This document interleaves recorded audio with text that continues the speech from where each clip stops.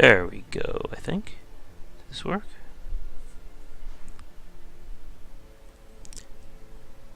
Alright, sorry about the delay, folks, just making sure that this is streaming correctly for those watching live.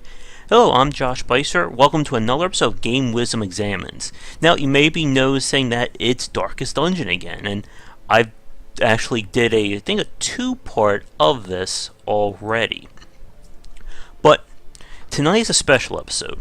For those of you who miss my 18 or 19-part series of daily plays of the game, I recently finished the final boss fight, or what's considered the final fight currently in the Darkest Dungeon Early Access version.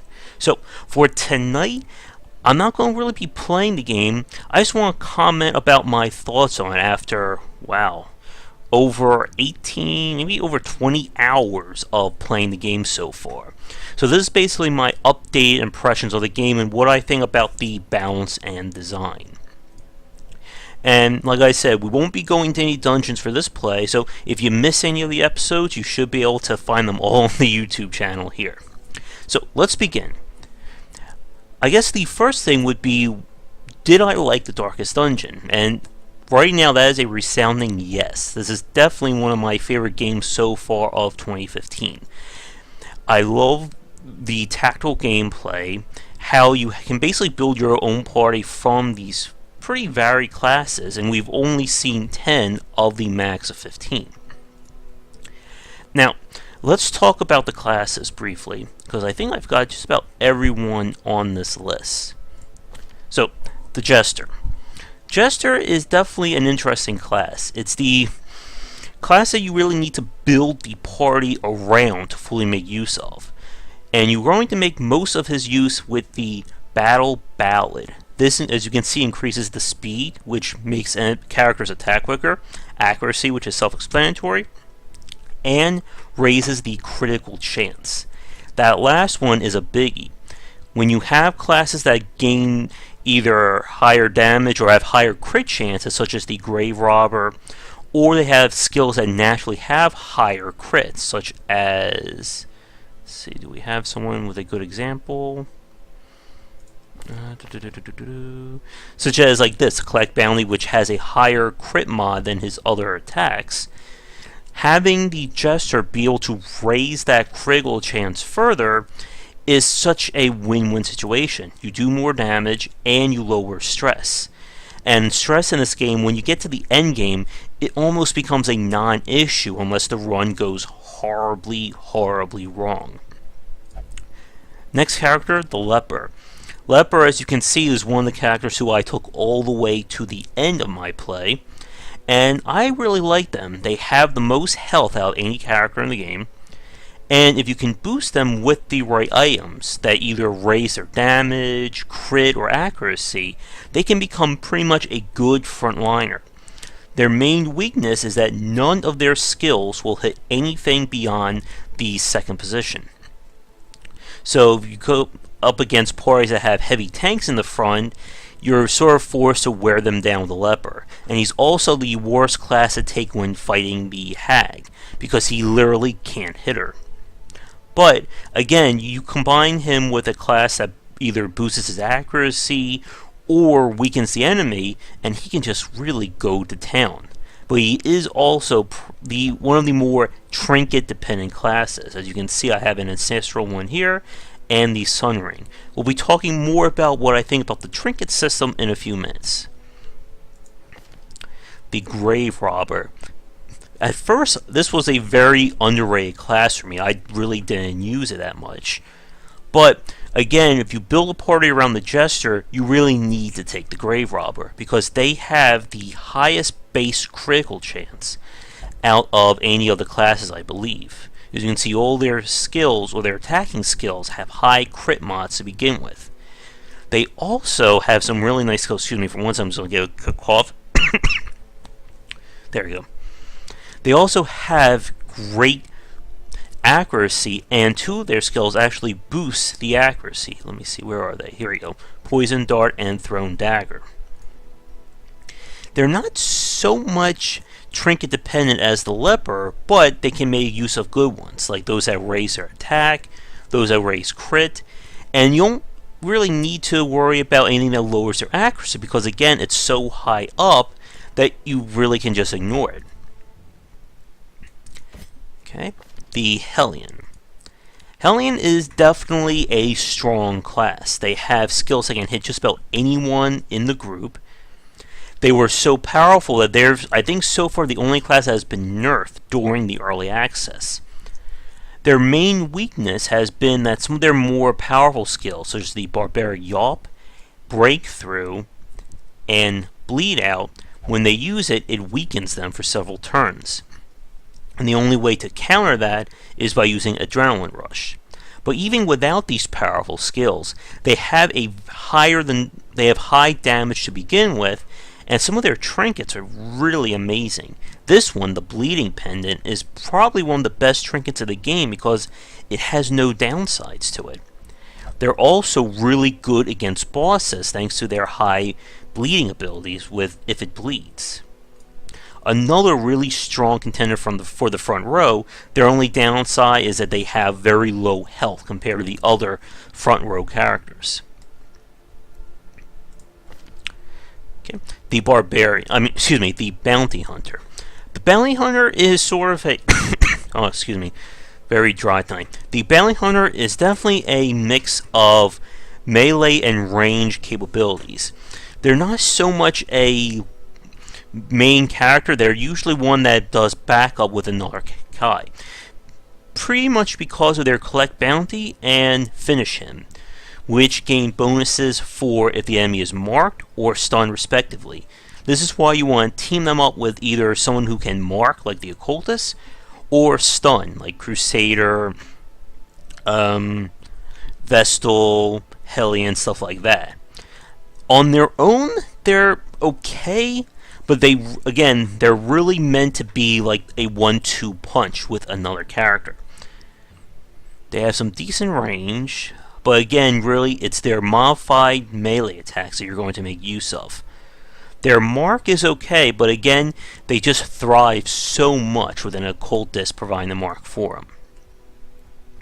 Vestal. The Vestal is the first character we'll be showing on this video that does the healing, and they are pretty good. They can either be a front row sort of tank, or they can be back row healing and spellcasting, which is what I like to use them for. They have pretty good heals. Actually, they have the most reliable heals in the game compared to the Occultist, which we'll talk about in a few minutes. And their only real downside is they don't do a lot of damage compared to the other classes. They're great against unholy characters because most of their skills are holy base. Let me see, where is it? Here it is, like Hand of Light, when they're in the front row.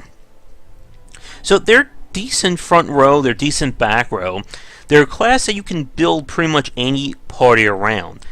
And because of their offensive capabilities, you can really make use of their heals along with the Occultists. The Highwayman is an interesting class. They're good in both range and melee. They have very low health, which is their main disadvantage, but they do get some dodge. As you can see, they have pretty high dodge. Not as high as the Grave Robber, but pretty much up there. A lot of people use them for a 1-2 combo of the point blank shot because it does one of the highest damages in the game, following up with a Duelist Advance to advance them. So they're constantly moving between first row and second row. Not a bad class. Again, they're very versatile, but they don't have too much in the way of like interesting skills. Like they can weaken enemies. They're pretty much meant to do damage. Okay. Moving down to the Plague Doctor. An interesting class. They're mainly a back row support and artillery class. They can stun units. They can heal poison and blight, which is really good. And they can strengthen other characters. But I really didn't use them that much during my play. Again, I found their individual skills were good, but together it just didn't seem like a good enough class compared to everyone else. They don't do a lot of damage, they can't really weaken enemies other than stunning, which stun does go away when you get near the end of the game due to the higher resist. The only thing they have is their blade damage, which admittedly is pretty damn good, but again, when I'm looking for my party, I'm looking for overall great classes, and this one just wasn't it. Okay, the Crusader, another strong frontline class. They have decent health, and they have some good mixes of melee, range, and supporting skills. As you can see, they can raise their protection rating, which can make it a lot harder for enemies to actually do any damage to them.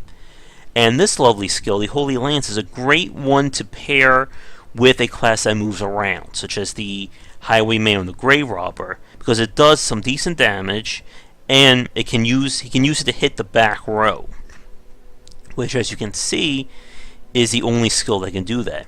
He can also heal, which is alright, but he's not really a healing type character. He's more frontline. Who do we have? The Occultist. This is one of my main A squatters. A class that is really built around support and weakening the enemy. They can do some great damage with the Abyssal Artillery and the Sacrificial Stab, but really you're going to make use of their Weakening Curse, Vulnerability Hex, and most likely their Word Reconstruction. The Word Reconstruction is one of the best heals in the game that's countered by the fact that it could cause bleed on your class. But if you can get a trinket that lowers the bleed chance, this guy was one of my most reliable healers after that fact. But until you do, you sort of have to play it by luck. Other than that, like I said, he's really more of a supporter, weakening enemies or pulling them up so the other classes can take them out. Now let me see, are there any other classes I didn't mention that are in the game, I mean? No, I think that's everyone.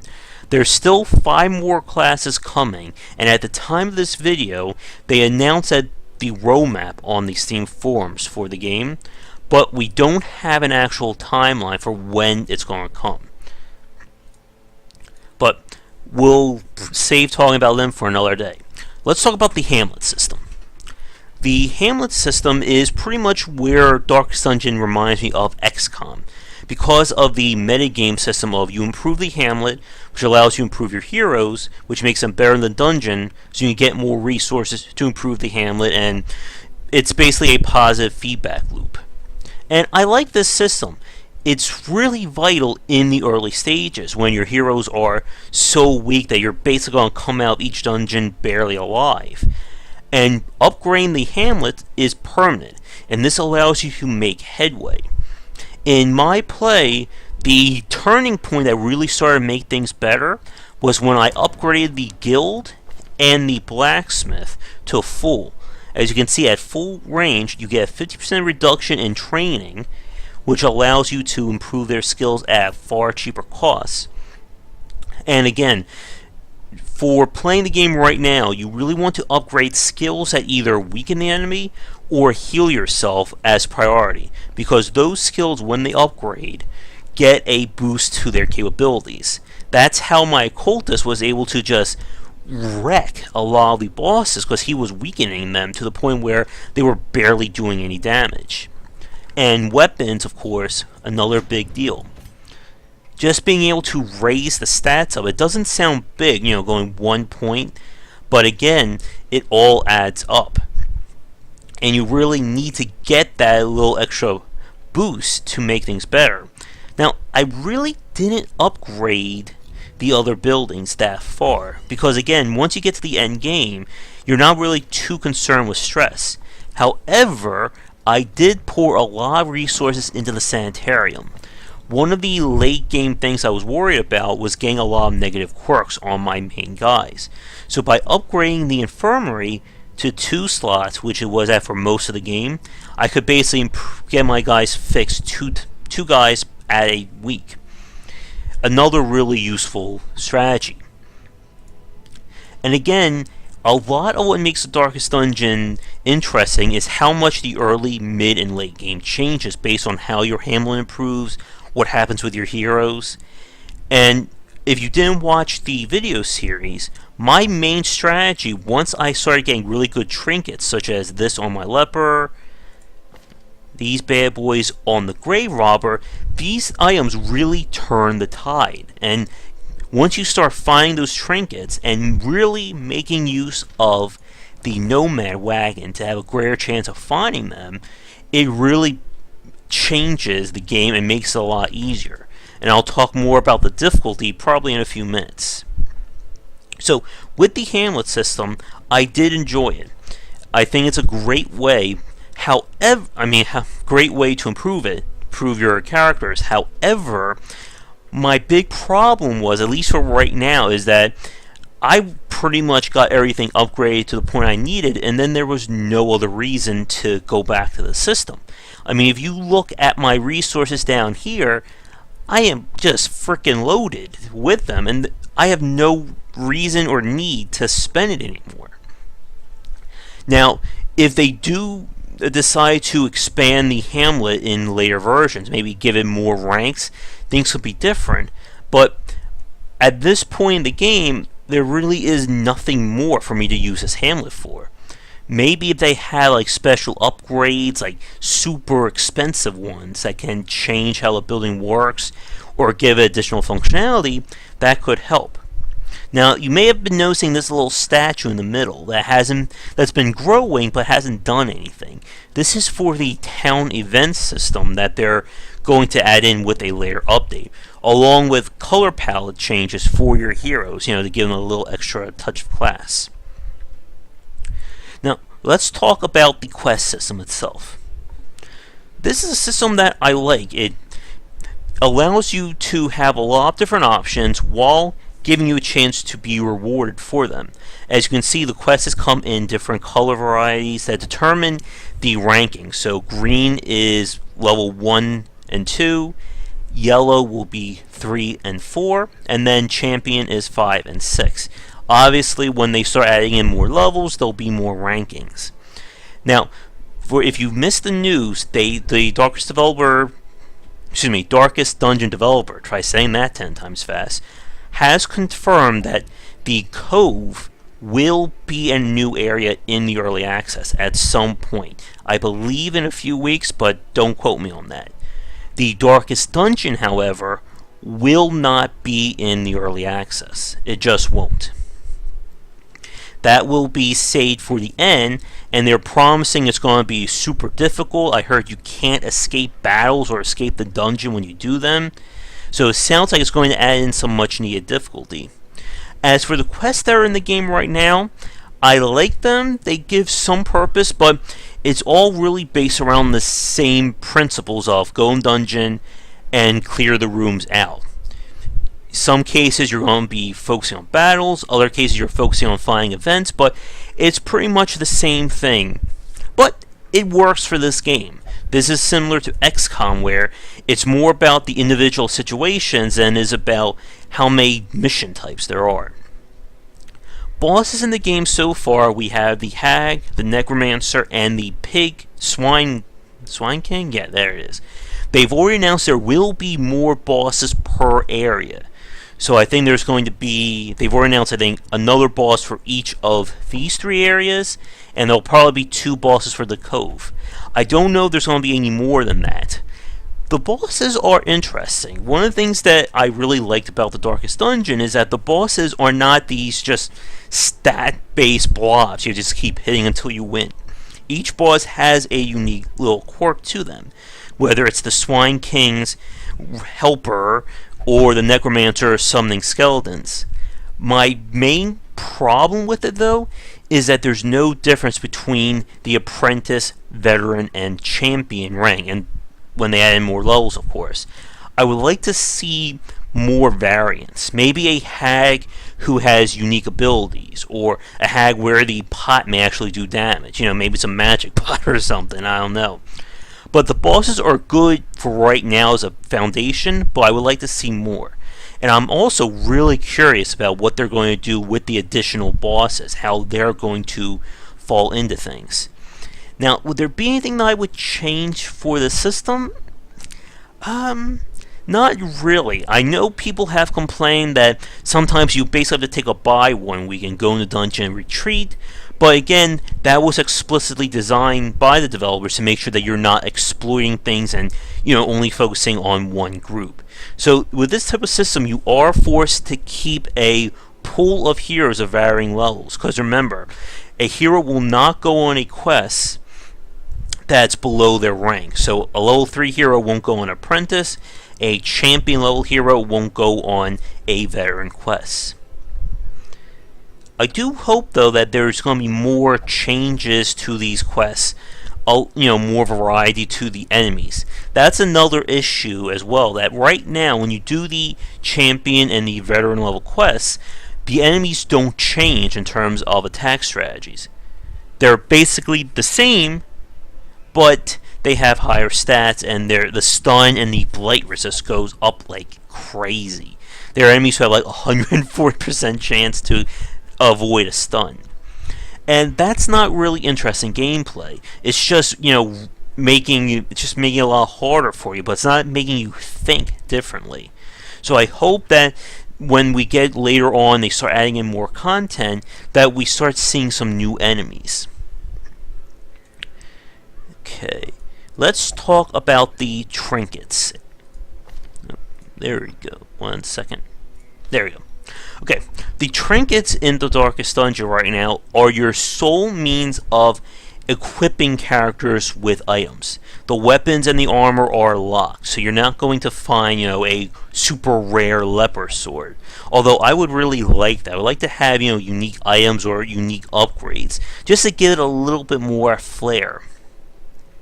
The trinkets right now, there's definitely some balancing issues. Some trinkets are just way, way too powerful, and then there's others that literally don't work. And I mean don't work from a class point of view. Let me see if I can pull one up quickly. Where is it? I have so many trinkets, I have to go through them all. I know what it is, I just don't... Where did I put it? Come on, where did you go? Ah, here we go. This is a perfect example. The Grave Rock... No, wait. I thought it was a Highwayman. Come on, I know I had it on me. Bloodthirst Ring. Did I sell it? I remember if I did sell it. Alright, I can't seem to find it off my list here, but there's trinkets that don't really do anything for their character, such as a trinket that raises the blight chance on the Highwayman, but the Highwayman has no blight skills to begin with. Now, from what people have been saying, these are trinkets that are just left in the game at the moment, and that they will be altered as we get further in and probably rebalance. The trinkets as an item, as a system itself, I do like. It is, like I said, the only means to improve your characters and have more control over them. And when you get the right combination, it really comes close to game breaking. Like I said, get a leper with high accuracy items on him and it's a whole different story. And this item right here, the Cleansing Crystal, this is a godsend for the occultist, because it lowers your chance to bleed, but keeps the chance that you'll heal.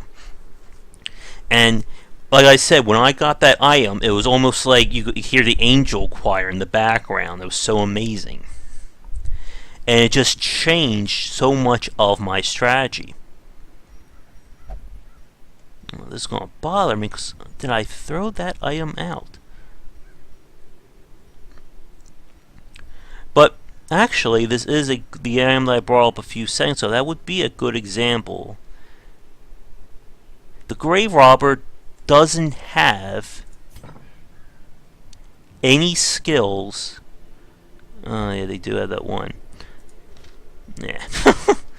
I must have thrown that item out. Well, I was talking about there's an item for the Highwayman that increases their blight chance, but they don't have blight. But hopefully these will be changed as we get further on into the game. Now, I'm trying to think if there's any other topics. Combat, as I said at the beginning, I do enjoy the combat system. It gives the game a lot of a tactical and very tense moments as you're trying to work around the enemy's unique patterns and hopefully keep your guys alive. At this moment, I would like to see more events or more variety within the events, because as it stands, most events have either a slightly positive benefit, a negative benefit, and then an item-fueled positive. And the item-fueled positive is always the same thing every time.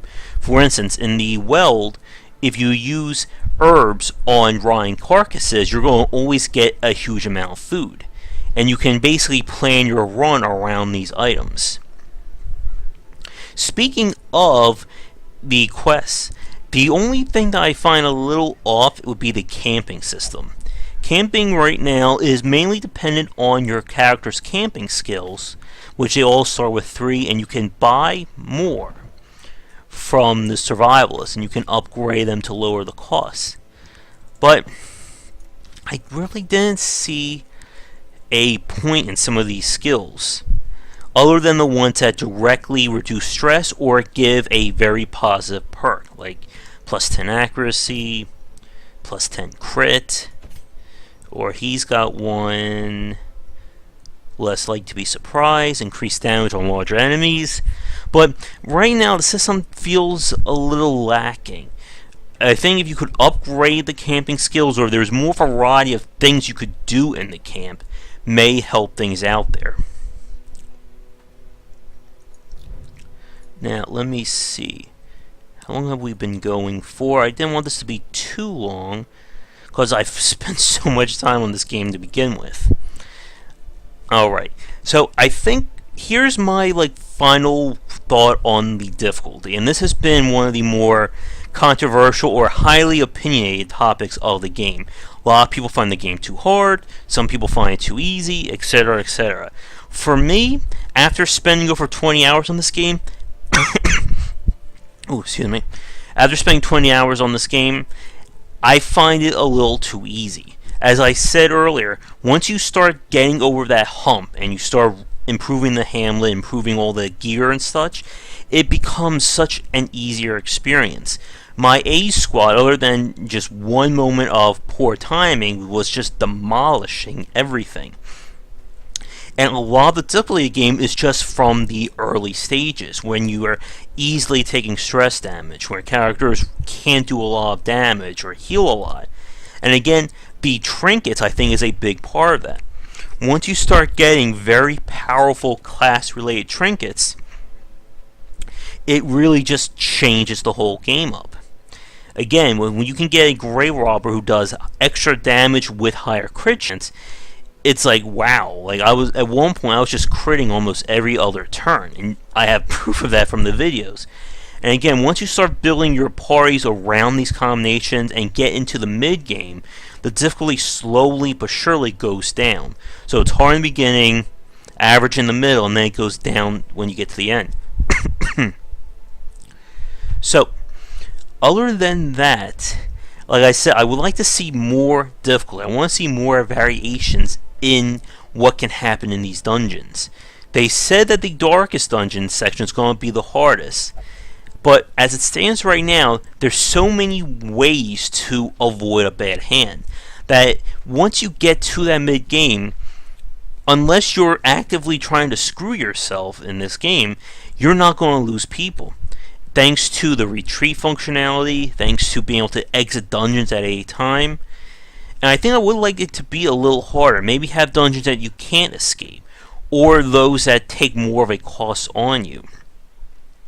I think one thing that should help will be maybe mini bosses. They were talking about having special bandit enemies who could appear. I think having those bigger differences can help. And another thing is I want to talk about are the actual quirks. This is another major part of the game, of course, is how your characters can grow and gain positive attributes or negative ones. It's an alright system, but there's such a huge variation between a good quirk and a bad quirk that a lot of them just don't really do anything, or their effects are so minimal that it's hard to really worry about them. Such as getting stuff about intense craving for alcohol, not allowed to visit, and you're only limited to 7 on each, and then they start to basically override the longest one that's on your list. Now they have said they may expand this so you can have more quirks, which I think is great. But I just wonder if it would be better to have a smaller list, but have them be a lot more pronounced. Like you can see like small stuff like plus 10 damage or plus 2 speed. Maybe have some that do like plus 7, but it becomes a lot harder to get rid of. Now, the day and night cycle, or the light and dark cycle in the dungeon themselves, it's another thing that I'm not really seeing the pull for. The problem is it reminds me a lot of the Sandy meter in Eternal Darkness. It's a system that it's there to add flavor, it's there to challenge you, but any smart player, who knows what they're doing, can just not worry about it. They'll just keep their sanity up, or in this case, they'll keep their torch up, and it's like, okay, big whoop, I'll just bring, 10, 15 torches, the system's fixed. I would like to see more reasons or more things that are impacted by it. Maybe certain enemies who are stronger in the light or stronger in the dark that you have to worry about, or maybe certain events that only happen at different lighting periods. That would be another very interesting concept. As it stands right now, it's another one of those systems like the Trinket that it's okay for what's in there now, but I want to see it expanded on when we get later into early access or at release. Okay, we've talked about everything. We've talked about combat, bosses, items, and the classes currently in the game. So, I guess to wrap up this video, as I said at the start, here's my overall impressions of the game. I really do love The Darkest Dungeon. I think it's an amazing game. Definitely a great example of Kickstarter and early access working well. I've spoken to Chris and Tyler twice so far on my podcast. Great bunch of guys. And this is easily going to be, I think, one of my top 10 games of 2015. Even for what's there right now, even with my complaints and the game not being done, it's still really amazing for what's there. And it's also why I don't want to play anymore, because I don't want to get burnt out on it for when it's released, because you damn well better guess that I'm going to be playing this game day one on release day. So, if you haven't played The Darkest Dungeon yet, and if you're worried that, it's early access, I don't want to play a busted game, it's great for what it is right now, and it's only going to get better.